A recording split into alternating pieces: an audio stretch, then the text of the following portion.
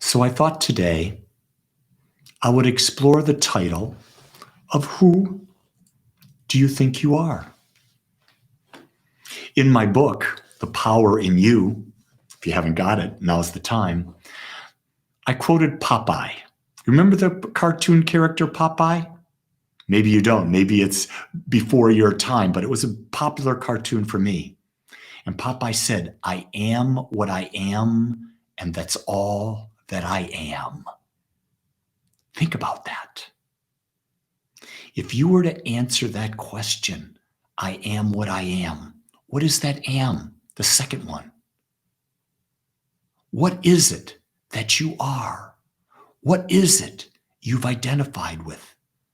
Who are you being in the world today, in your body, in your job, in your relationships, as you just walk into life? Who are you being? It's a fascinating question to ask ourselves. You see, most people define themselves based on their life roles and titles. But that's not who you are. You learn that ever so quick. I know that when I was in the corporate world, I became a vice president, and I identified with that title. And when I left the corporate world, I was lost. I didn't know who I was because I had so associated myself with a title. We associate titles of our jobs. We associate titles of being a mother, a father, a brother, a sister, a son, a daughter, a religious person, a white man, a black man, a white woman, a black woman, an Oriental, an Asian.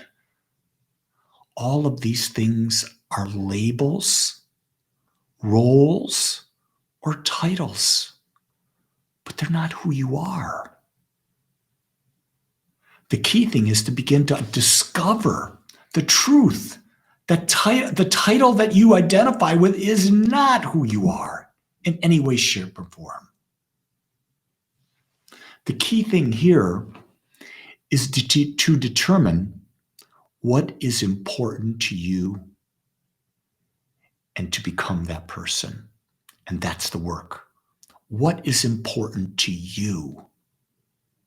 What qualities do you have that are unique, that are desiring to be expressed in the world? And find a way to bring those qualities to serve other people. Not just for yourself, because we weren't meant to be alone. We were meant to be in community. We were meant to support each other. And because each of us has unique gifts, we have ways that we can do that with each other. My wife and I are very different people, but her qualities support my freedom. My qualities support her freedom.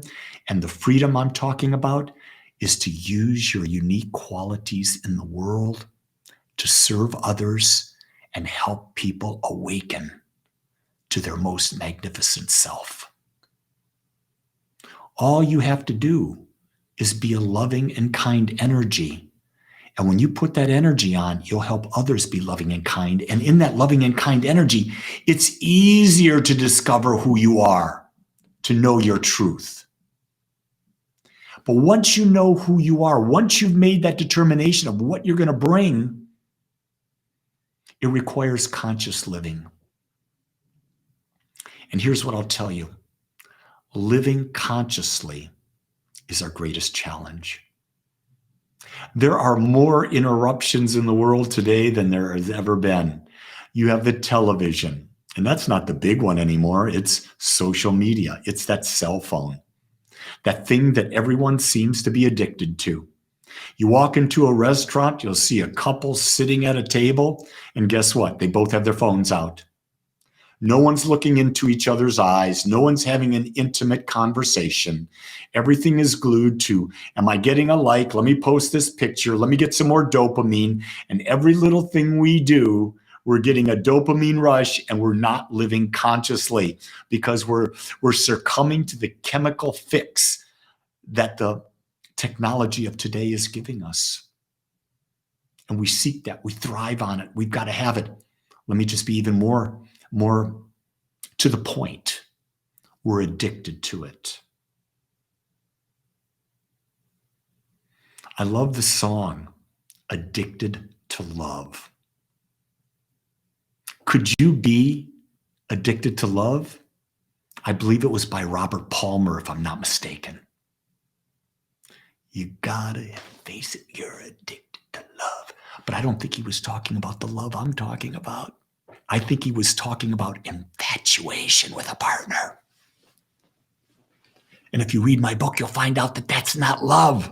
That's infatuation. I'm addicted to finding ways to accept myself more and more and more. Because when I accept myself, I can then accept others more and more and more. And I'm trying to find ways to look at people so that I can like them, find the qualities in them that I resonate with and focus on those. You see, conscious living means to realize that everyone is unique. Everyone is an individualization of consciousness. And we're all connected. We're all part of the same oneness. It's only when we realize that we can truly love someone else, because we understand the very essence of the nature is that they are who we are and we are who they are. It's real interesting. The things that we tend to look at others and we don't like are the things that we don't like that exist within us. We may not be showing them, but we know those qualities are there and we haven't come to peace with it. Here's what you have to realize. There's something like 4,628 human qualities. We have them all. Every individual has all of them. To deny that we have one is to deny part of ourselves. You see, we have the ability to express anything and everything. We have the ability. So all those qualities have to exist. To think you're a one-sided human being, that's a lie. You're going to be up and you're going to be down. You're going to be to the right. You're going to be to the left. Where's love? In the middle. Love is acknowledging there is a right or a left and accepting both. It's not saying one is better than the other. In the divine, there is no judgment. In the infinite, there can't be judgment because there's only the infinite, so there's nothing for it to compare itself against. But we function in the 3D world with an ego, and that ego does not see both sides. But we have the ability through conscious living to become the observer, to become the witness. And when we become the witness, guess what? We see both sides. We see life as love. That's a powerful, powerful thing. And I would like to tell you I'm there a lot, but I'm there just a little bit of the time.